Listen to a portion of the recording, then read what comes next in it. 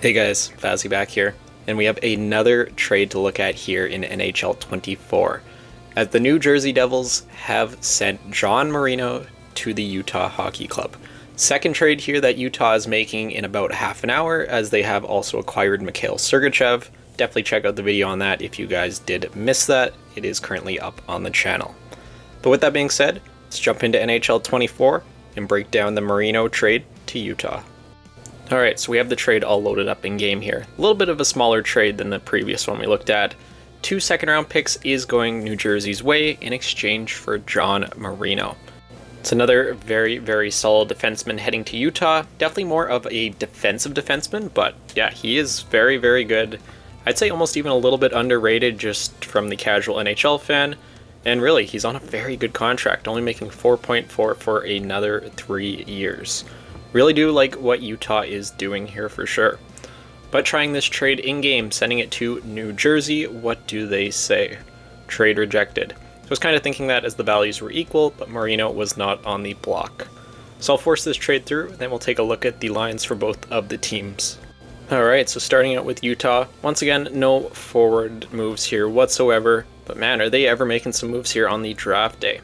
Obviously Sergachev, pairing him with Marino, that easily could be your top pairing defense. You obviously have Dursey there. If you can get one more really solid top 4 guy, like that's a very good defensive core. Very, very do like the look of that. And then obviously Ingram and Vijmelka are still your goalies.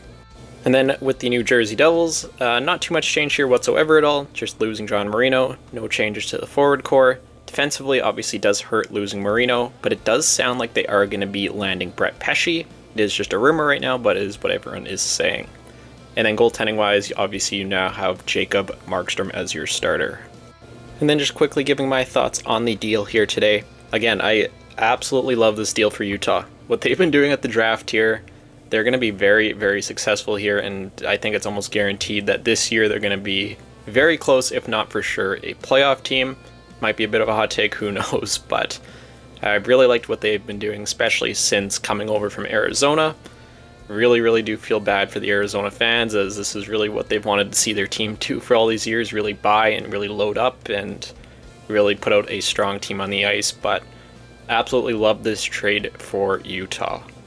And for New Jersey, it questions me a little bit more. Again, if you are getting Brett Pesce in there, that is a very solid defenseman that you're going to be adding to your top 6. Probably going to be playing top pair, if not for sure, in the top 4.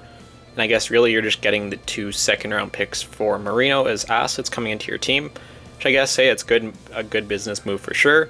But with Marino's contract and Pesce, I think he was going to get around 6.5 instead of 4.4. You're going to be paying a little bit more there and adding a little bit more salary to your team. Not the worst move in the world for sure, but does have me questioning what they're doing in New Jersey just a little bit more. But that is going to do it for this trade video here today, looking at the trade sending John Marino to the Utah Hockey Club. Definitely let me know what do you guys think of this trade in the comments down below. And I'm sure I'll have probably at least 1 or 2 more of these videos out, as day 2 of the draft seems like everything just seems to be going down at once. But that does do it for today's video. I'll see you all in the next one.